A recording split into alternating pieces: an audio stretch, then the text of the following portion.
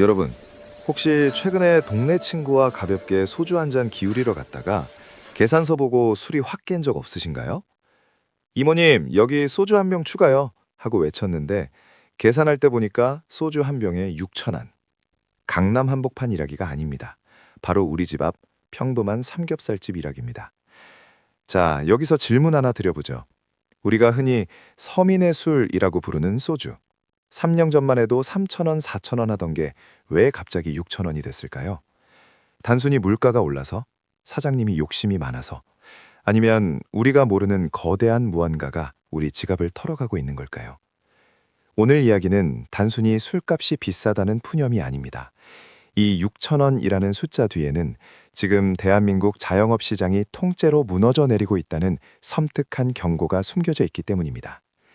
지금 이 영상을 보고 계신 여러분 중에도 나중에 퇴직하면 치킨집이나 하지 뭐, 카페나 하나 차려볼까 생각하시는 분들 계시죠?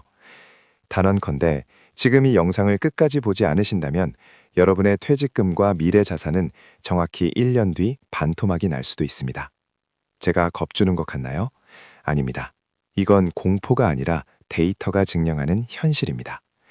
통계청 데이터를 볼까요? 지난달 기준 외식업 폐업률이 무려 16.2%를 찍었습니다. 이게 무슨 말이냐? 길 가다 보이는 식당 10곳 중 2곳은 내년에 없어진다는 소리입니다. 코로나 때보다 더 심각합니다. 더 충격적인 건 뭔지 아세요? 장사가 안 돼서 망하는 게 아닙니다. 장사는 잘 되는데, 손님은 꽉 찼는데 팔면 팔수록 사장님은 빚더미에 앉는 기이한 현상이 벌어지고 있다는 겁니다. 도대체 대한민국 골목 상권에 무슨 일이 벌어지고 있는 걸까요? 우리는 오늘 이 미친 가격표 뒤에 숨어있는 진짜 범인을 찾아낼 겁니다. 사장님의 탐욕도 아니고 단순히 최저임금 때문만도 아닌 보이지 않는 곳에서 우리 돈을 빨아먹는 거대한 구조적 모순, 그 흑막을 낱낱이 파헤쳐 드리겠습니다. 오늘 이 영상 하나면 여러분은 더 이상 뉴스에 속지 않게 됩니다. 그리고 1,900원짜리 편의점 맥주와 6,000원짜리 식당 소주 사이에서 벌어지는 이 소리 없는 전쟁의 승자가 누구인지 알게 되실 겁니다. 자, 지갑 꽉 잡으세요. 지금부터 그 불편한 진실의 뚜껑을 엽니다. 자, 범인을 잡으려면 현장 검증부터 해야겠죠? 우리가 마시는 이 초록색 병, 소주의 민낯을 한번 발가벗겨 보겠습니다. 혹시 마트나 편의점에서 소주 살 때 얼마인지 기억나세요?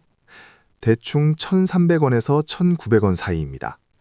그런데 왜 식당 문턱만 넘으면 이 녀석 몸값이 3배, 4배로 뻥튀기 되는 걸까요? 많은 분들이 이렇게 생각하십니다. 아니, 사장님, 마트에서 1,500원 하는 거 가져와서 6,000원에 팔면 병당 4,500원 남겨 먹는 거 아니야? 이거 완전 폭리네? 죄송하지만 이건 완벽한 오해입니다. 만약 이렇게 장사해서 떼돈 벌 수 있다면 저부터 당장 마이크 던지고 고깃집 차리러 갔을 겁니다. 여기엔 우리가 미처 몰랐던 보이지 않는 기생충들이 숨어 있습니다. 첫 번째 범인은 바로 유통의 미로입니다. 소주가 공장에서 나와서 여러분 식탁에 오기까지 그냥 트럭 타고 한 번에 오는 게 아닙니다.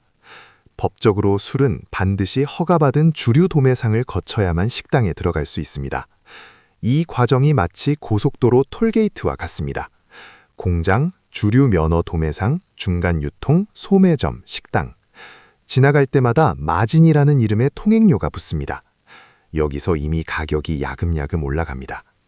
하지만 이건 잔챙이에 불과합니다. 진짜 괴물은 가게 안에 살고 있습니다. 두 번째 범인, 이름하여 숨만 쉬어도 나가는 돈, 고정비 괴물입니다. 여러분, 식당에서 소주를 시킨다는 건 단순히 알코올 액체를 사는 게 아닙니다. 우리는 지금 자릿세를 내고 있는 겁니다. 사장님 입장이 되어볼까요? 소주 6,000원 중에서 소주 원가와 유통비 떼고 나면 대충 4,000원 정도 남는다고 칩시다. 와, 그래도 4,000원 남네? 천만에요. 손님이 들어와서 자리에 앉는 순간 에어컨 돌아가죠. 전기세, 고기 굽는 숯불 피우죠. 가스비, 반찬 갖다주는 알바생 시급 나가죠. 인건비, 그리고 가장 무서운 건물주님의 월세, 임대료가 초 단위로 빠져나갑니다. 최근 3년 사이 전기세, 가스비가 얼마나 올랐는지 아시나요? 무려 30% 넘게 폭등했습니다. 알바생 최저임금? 말할 것도 없죠. 소주 한 병 팔아서 남는 그 4,000원으로 이 괴물들의 배를 채워줘야 하는 겁니다. 결국 사장님 주머니에 남는 순수익? 놀라지 마세요. 한 병 팔면 500원 남을까 말까 한 게 지금 자영업의 현실입니다. 만약 손님이 와서 소주 한 병만 딱 시키고 2시간 동안 수다 떨다 간다? 그날 사장님은 장사한 게 아니라 자원봉사한 겁니다. 오히려 에어컨 비용 때문에 마이너스일 수도 있어요. 그래서 사장님들은 눈물을 머금고 가격표를 고치는 겁니다. 5,000원에서 6,000원으로. 이건 탐욕이 아니라 생존 본능입니다. 그런데 더 무서운 건 뭔지 아세요? 이 6,000원이라는 가격이 결국 소비자인 우리를 가게 밖으로 내쫓고 있다는 사실입니다.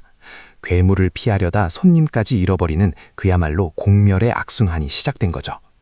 이 악순환의 고리, 과연 누가 먼저 끊을 수 있을까요? 아니, 끊을 수는 있는 걸까요? 다음 챕터에서 이 처참한 전쟁터의 실제 사례를 보여드리겠습니다. 자, 이론 수업은 끝났습니다. 이제 진짜 지옥도로 들어가 볼 시간입니다. 제가 지난주 금요일 밤 9시에 서울의 대표적인 번화가 홍대와 건대 입구를 직접 걸어봤습니다. 붉은 밤 9시, 예전 같으면 어깨 부딪히며 걸어야 할 그 시간입니다. 그런데 제가 목격한 광경은 충격 그 자체였습니다. 마치 재난 영화의 한 장면처럼 임대문의 종이가 붙은 가게들이 이빨 빠진 것처럼 듬성듬성 박혀 있습니다. 더 무서운 건 문을 연 가게들입니다. 사장님은 문 앞을 서성이고 알바생은 핸드폰만 보고 있습니다. 30평 가게에 손님은 딱 한 테이블. 그마저도 안주 하나 시켜놓고 소주만 홀짝이고 있습니다. 이 적막함, 피부로 느껴지시나요? 이 현상을 가장 적나라하게 보여주는 가상의 인물, 김 사장님의 하루를 통해 왜 열심히 일할수록 가난해지는지 그 끔찍한 메커니즘을 시뮬레이션해 드리겠습니다. 여기 10년 차 베테랑 삼겹살집 김 사장님이 있습니다. 성실함, 대한민국 1등입니다. 매일 오후 2시에 나와 재료 손질하고 새벽 2시까지 꼬박 12시간을 서서 일합니다. 무릎 연골이 다 닳도록 일했습니다. 오늘 김 사장님의 매출 목표는 100만 원입니다. 와, 하루 100만 원? 한 달이면 3천만 원이네? 대박 아냐? 라고 생각하시는 경린이 여러분, 여기서부터 집중하세요. 이게 바로 매출의 함정입니다. 먼저 재료비가 나갑니다. 고깃값, 상추값, 요즘 금값이라는 채소값 다 따지면 보통 40% 잡습니다. 40만 원 증발. 다음 인건비, 홀서빙 2명, 주방 이모님 1명. 요즘 시급에 주유수당까지 챙겨드리면 하루 20만 원은 우습게 나갑니다. 월세, 번화가 1층 30평이면 월 300에서 400만 원 하죠.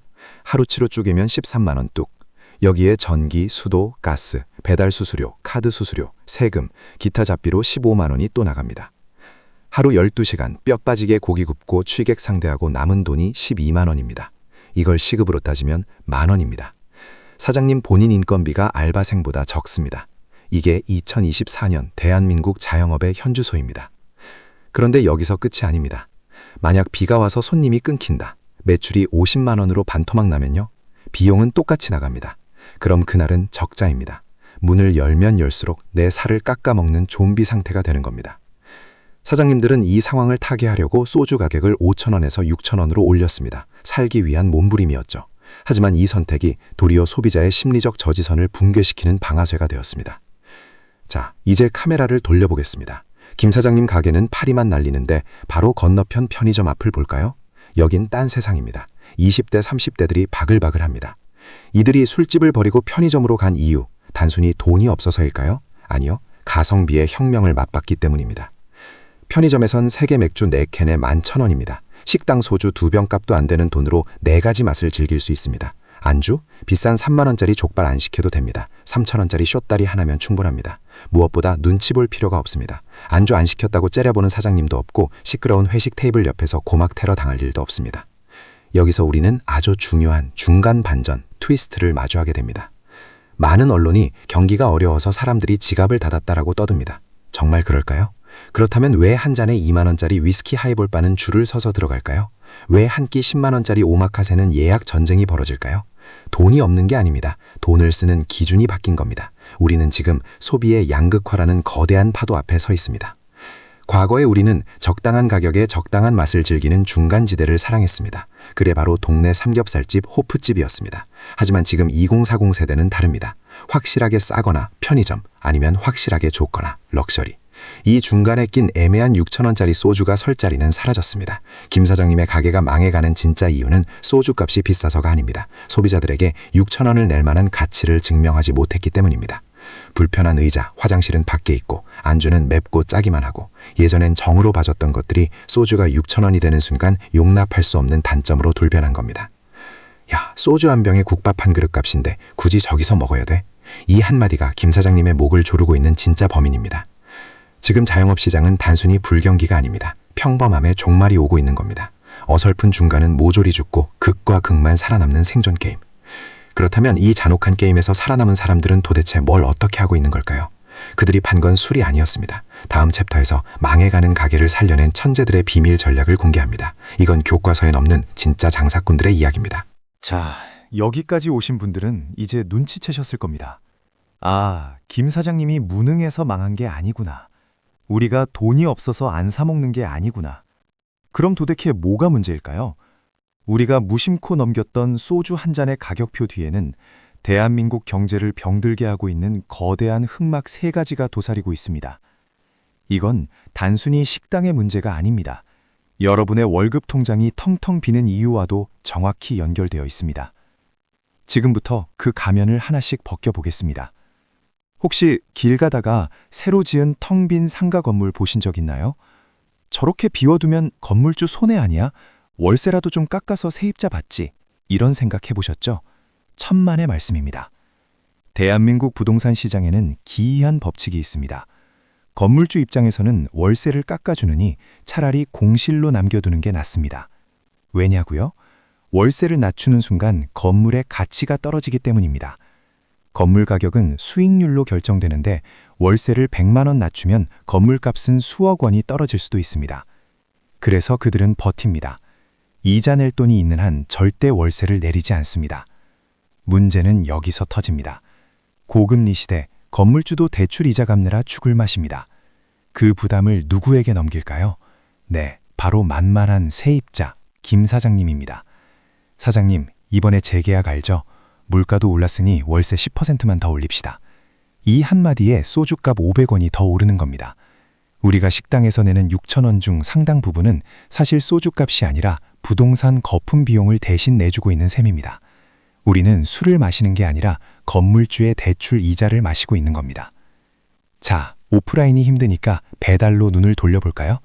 배달의 민족 주문, 경쾌한 알림소리, 희망의 소리 같죠? 하지만 이건 사장님들에게 죽음의 카운트다운입니다.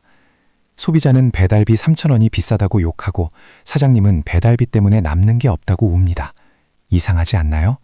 돈 내는 사람도 돈 버는 사람도 다 힘든데 도대체 그 돈은 다 어디로 갔을까요? 중간에 있는 플랫폼이 다 삼켰습니다. 중개수수료, 배달 대행비, 깃발 꽂기 광고비, 매출의 10%? 아니요, 많게는 30%까지 떼어갑니다. 과거엔 권리금이라는 게 있어서 장사 잘해서 넘기면 목돈이라도 만졌죠.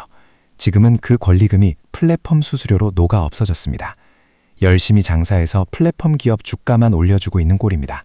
이 구조적 모순을 해결하지 않는 한 음식값은 계속 오를 수밖에 없습니다. 왜? 사장님도 플랫폼에 떼이는 돈만큼 음식값에 녹여야 하니까요. 하지만 가장 충격적인 흑막은 외부에 있지 않습니다. 바로 우리 머릿속에 있습니다. 경제학 교과서에서는 인간을 합리적 소비자라고 가르칩니다. 하지만 2024년의 대한민국 소비자는 더 이상 합리적이지 않습니다. 우리는 도파민 중독자가 되었습니다. 과거의 소주는 위로의 도구였습니다. 힘든 하루 끝에 쓴 소주 한 잔 털어넣으며 캬, 인생 쓰다 하고 스트레스를 씻어냈죠. 하지만 지금 우리에게 필요한 건 위로가 아니라 자극과 증명입니다.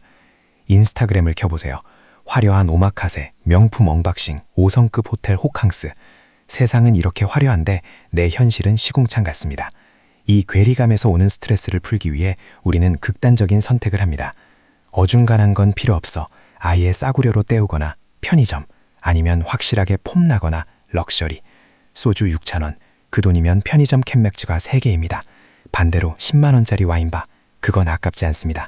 인스타 스토리에 올려서 나 이렇게 잘 살아 라고 증명할 수 있으니까요. 하차감을 사는 거죠. 이 평균 실종 현상이 바로 소주 6,000원 사태의 본질입니다. 동네 술집은 인스타그램업을 하지도 않고 그렇다고 편의점만큼 싸지도 않습니다. 도파민을 주지도 못하고 지갑을 지켜주지도 못하는 애매한 존재. 그래서 시장에서 도태되는 겁니다. 이건 단순히 유행이 변한 게 아닙니다. 대한민국의 중산층이 무너지고 있다는 신호입니다. 중간 가격대의 식당이 사라진다는 건 그 식당을 이용하던 평범한 직장인들의 구매력이 그만큼 박살났다는 뜻입니다. 자, 정리해볼까요? 내려가지 않는 부동산 임대료가 바닥을 받치고 중간에서 플랫폼이 피를 빨아먹고 소비자들의 뇌는 도파민만 쫓고 있습니다.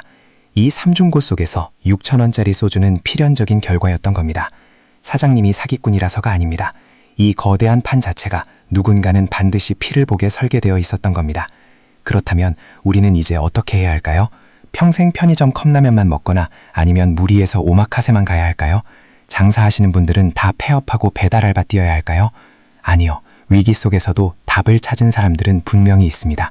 이 미친 세상에서 내 돈을 지키고 심지어 돈을 벌어들이는 생존 치트키, 마지막 챕터에서 그 구체적인 행동 지침을 공개합니다.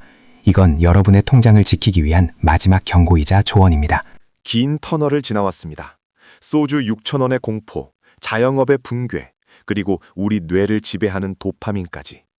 이야기를 듣고 나니 마음이 더 무거우신가요? 아, 이번 생은 망했구나 싶으신가요? 절대 아닙니다. 위기는 위험과 기회의 합성어라고 하죠. 모두가 힘들다 죽겠다 할 때가 역설적으로 남들과 다르게 앞서갈 수 있는 최고의 타이밍입니다. 이 미친 물가와 양극화의 시대에서 살아남기 위해 당장 내일부터 실천해야 할 3가지 생존 지침을 드립니다. 메모장 켜세요. 지금부터가 진짜 돈 버는 이야기입니다. 첫째, 보여주기식 소비와 절교하십시오. 우리가 소주 6,000원에 분노하는 진짜 이유는 내 월급은 그대로인데 남들의 인스타그램 속 삶은 너무 화려해 보이기 때문입니다. 하지만 기억하세요. SNS에 올라온 오마카세 사진은 그 사람의 자산이 아니라 그 사람의 영수증일 뿐입니다. 남들 시선 때문에 억지로 비싼 술자리 가지 마세요. 야, 요즘 돈 아낀다며? 라는 비아냥을 두려워하지 마세요. 편의점 도시락 먹는 거 절대 부끄러운 게 아닙니다. 진짜 부끄러운 건 남들 따라 하느라 내 통장이 텅텅 비는 것을 방치하는 것입니다. 지금부터 6개월만 남에게 보여주는 소비를 0으로 만드세요. 그 종잣돈이 여러분을 진짜 부자로 만들어줄 티켓이 됩니다. 둘째, 나만의 가심비, 가격 대비 심리적 만족, 기준을 세우십시오. 앞서 말씀드렸듯 어중가는 것은 다 죽습니다. 여러분의 소비도 마찬가지여야 합니다. 무조건 아끼라는 게 아닙니다. 쓸 땐 쓰고 아낄 땐 확실히 아끼는 전략이 필요합니다. 나에게 정말 행복을 주는 게 맛있는 커피라면 스타벅스 가세요. 대신 다른 불필요한 술자리나 택시비를 줄이면 됩니다. 남들이 다 하니까 따라하는 소비가 아니라 내가 주체가 되는 소비. 이것이 6,000원 소주 시대의 호갱이 되지 않는 유일한 방법입니다. 셋째, 만약 여러분 중 나도 장사나 한번 해볼까 꿈꾸는 분이 있다면 명심하십시오. 평범하면 죽습니다. 이제 친절하게 모시겠습니다. 맛으로 승부합니다. 같은 멘트는 안 통합니다. 그건 기본 중의 기본입니다. 사람들이 기꺼이 6,000원, 아니 10,000원을 내고서라도 오고 싶게 만드는 확실한 컨셉이 있어야 합니다. 오마카세처럼 극강의 대접을 해주거나 아니면 노포식당처럼 대체 불가능한 갬성을 팔거나. 소비자가 지갑을 여는 건 술 때문이 아닙니다. 그 가게만이 줄 수 있는 경험과 이야기를 사는 겁니다. 남들이 우르르 몰려가는 탕후루, 대왕 카스테라 같은 유행 아이템 절대 쳐다보지도 마세요. 그건 막차 탄 개미들의 무덤입니다. 여러분, 세상은 변했습니다. 과거의 공식은 깨졌고 중간은 사라졌습니다. 하지만 겁먹지 마세요.